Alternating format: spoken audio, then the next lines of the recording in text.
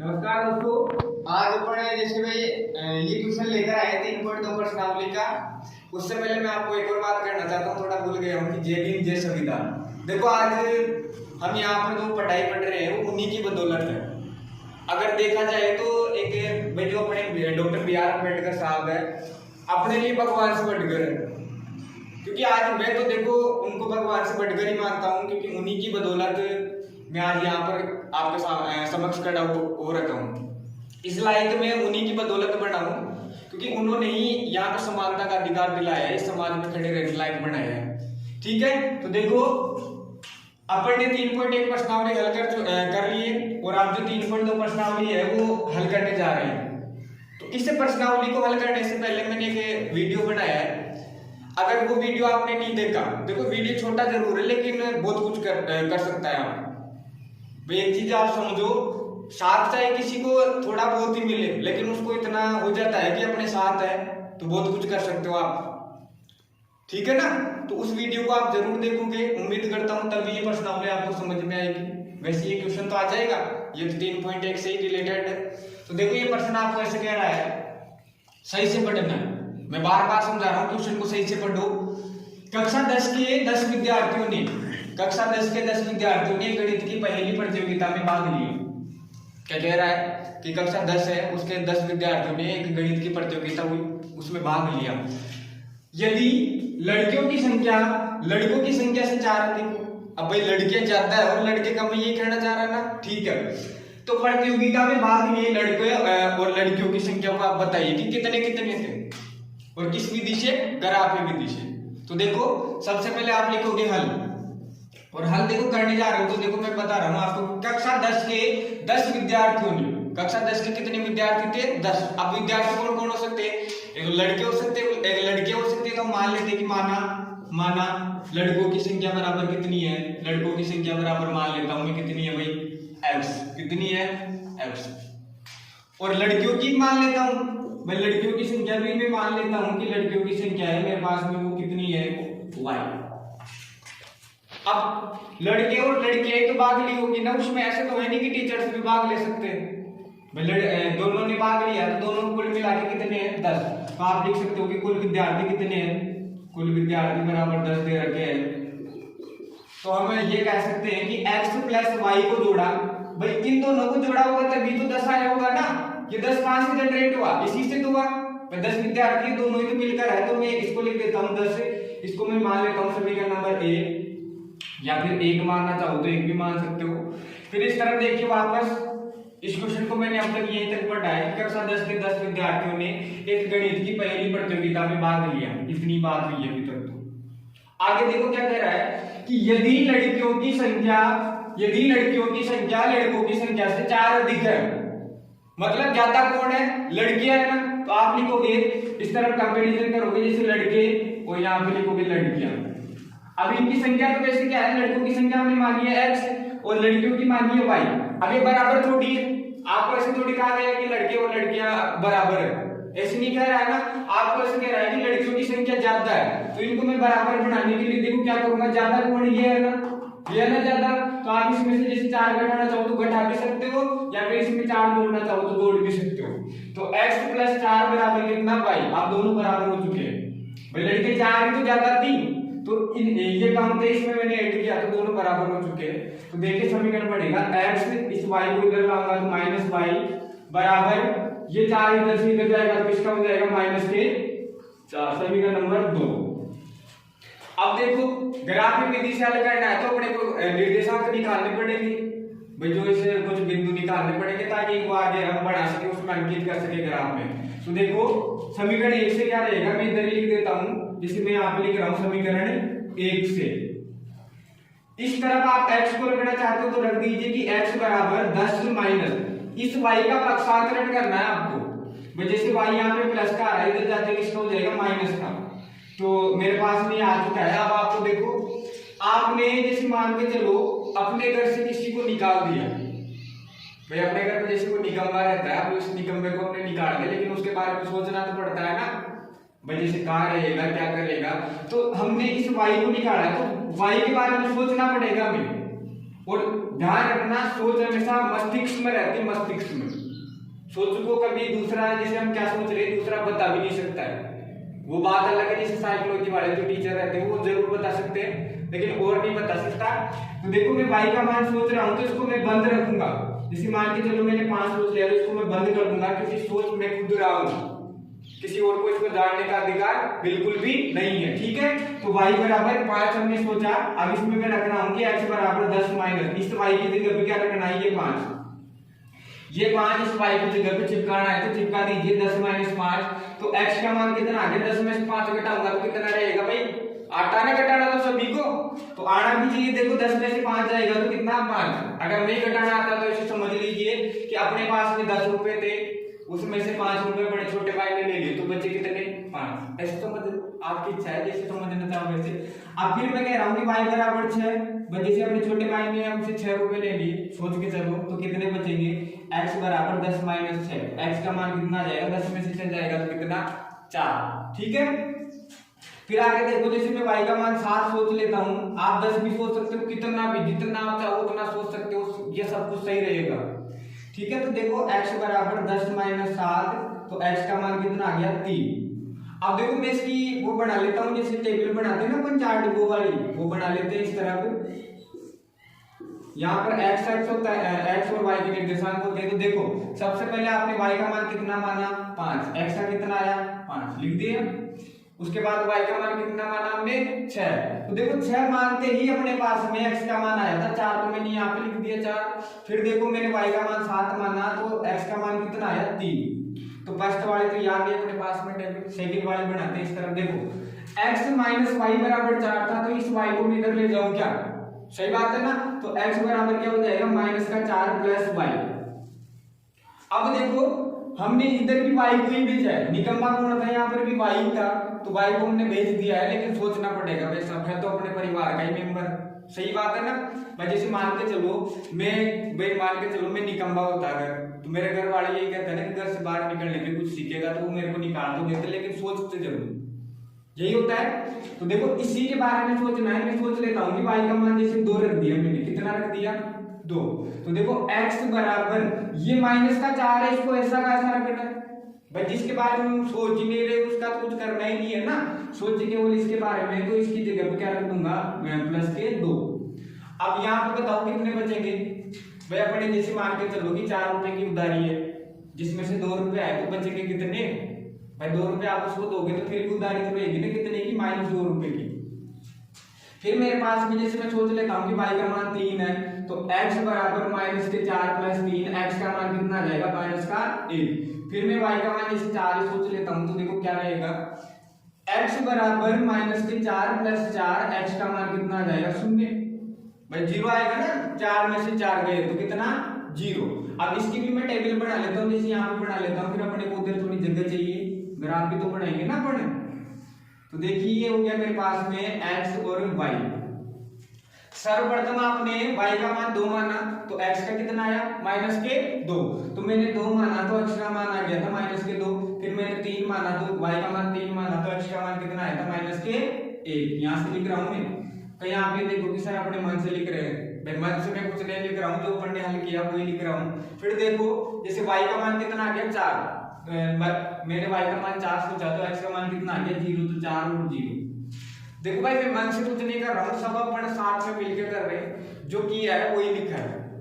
ऐसा नहीं कि मैं अपने कहीं घर से लेकर यहाँ पे लिख रहा हूँ, ऐसी बात थोड़ी है, आप जो हल कर रहे हो वही लिख रहे हो। ठीक है, आप बनाते इसकी ग्राफ। तो देखिए ग्राफ में वैसे तो आपको वहां पर ग्राफ का पेज अवेलेबल होगा भाई, आपको मिलेगा एग्जाम में, तो बढ़िया है। देखो अच्छे तरीके से बनानी ग्राफ।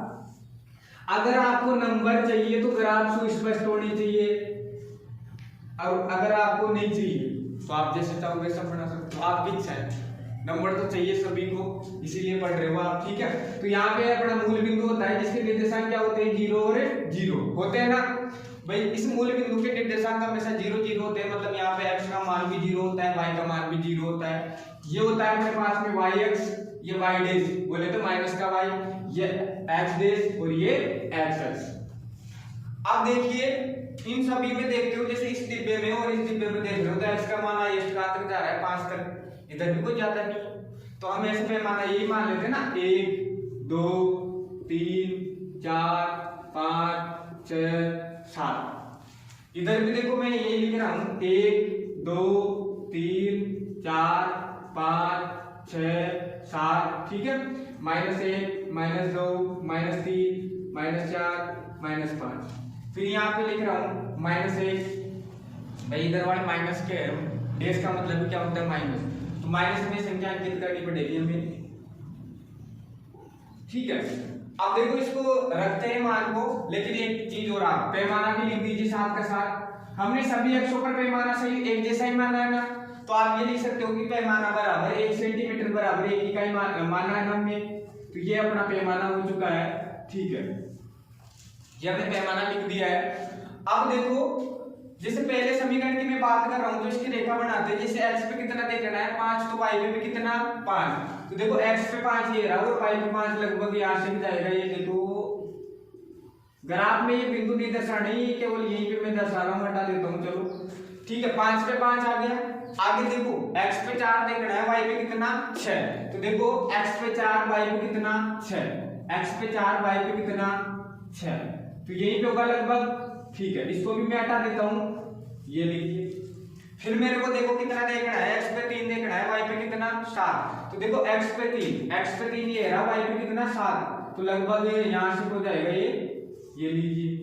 अब मेरे को तीनों बिंदु मिल चुके हैं, तो आप स्केल से एक सीधी रेखा खींचोगे। ध्यान रखना एक समीकरण के मान एक सीधी रेखा देकर जाएंगे। अगर आपको सीधी रेखा प्राप्त नहीं हो रही तो आप देख लेना कि कहीं ना कहीं गलती कर रहे हो आप, ठीक है।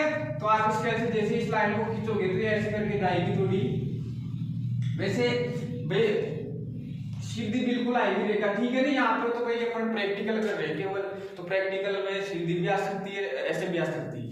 अब जैसे मैं बात कर रहा हूँ इसकी समीकरण 2 के मानों की, तो x पे कितना देखना है -2 और y पे कितना 2, तो देखिए x पे -2 ये रहा और y पे 2 ये रहा, ठीक है। ये देखना था ना, x पे -2 और y पे 2, तो ये मिल चुका है मेरे को।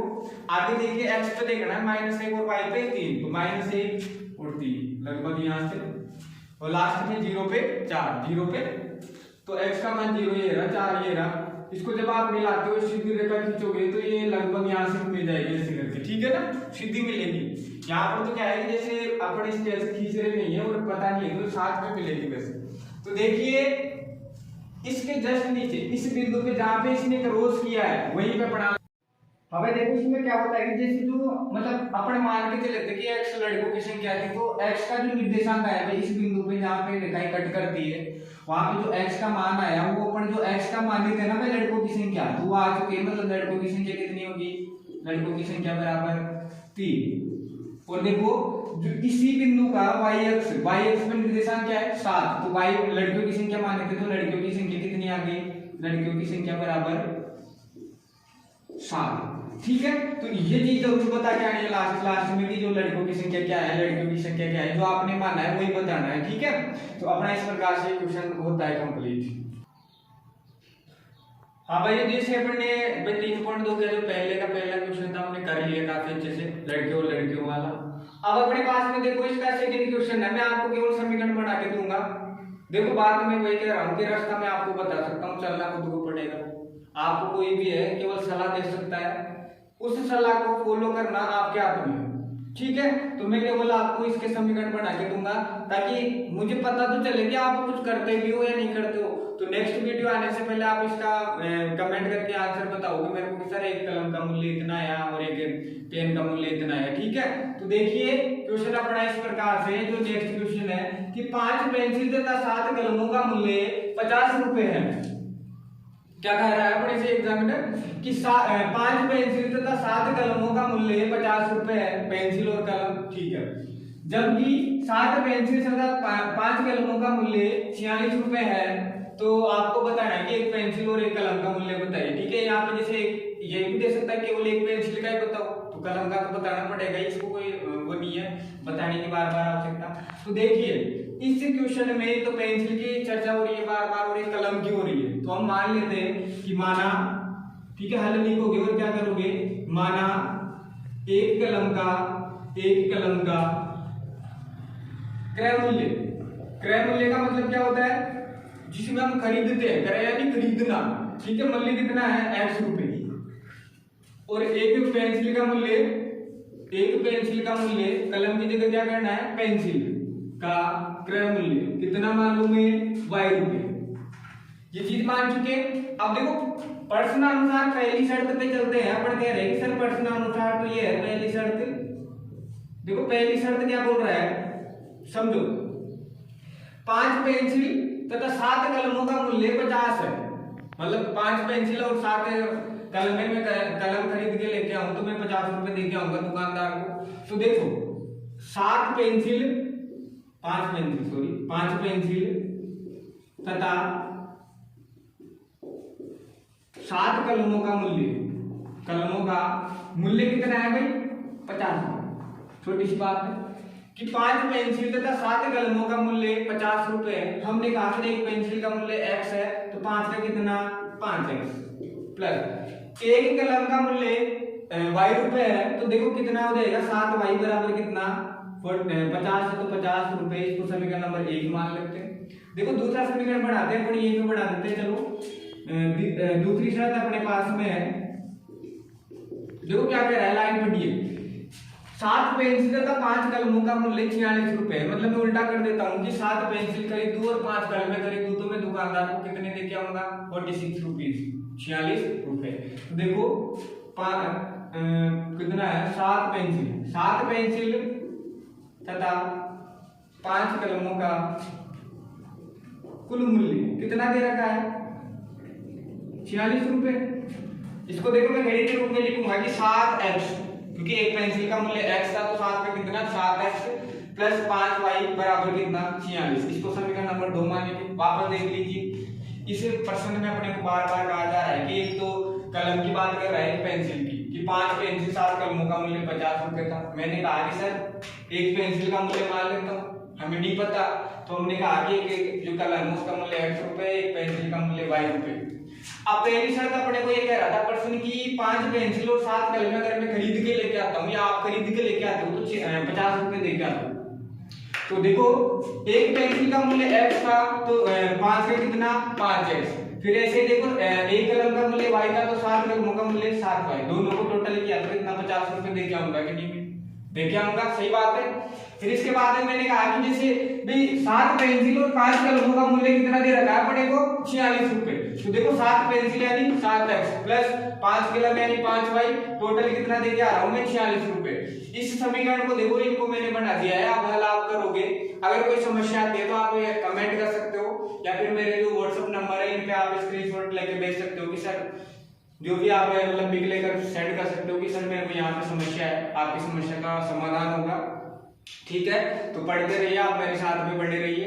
और देखो दोस्तों एक चीज समझो, आप मैं यहाँ पे पढ़ा रहा हूँ ना तो आप भाई आप मेरे को कोई पे तो कर नहीं रहे हो, ठीक है। आप केवल मेरा इतना सहयोग करो कि देखो मैं बार बार कह रहा हूँ, ऐसे भीख तो किसी से मांग नहीं रहा, लेकिन ऐसे कर रहा हूँ अगर आपको लग रहा है कि बंदा मेहनत कर रहा है तो आप इसको कम से कम लाइक शेयर और सब्सक्राइब जरूर करें, ठीक है।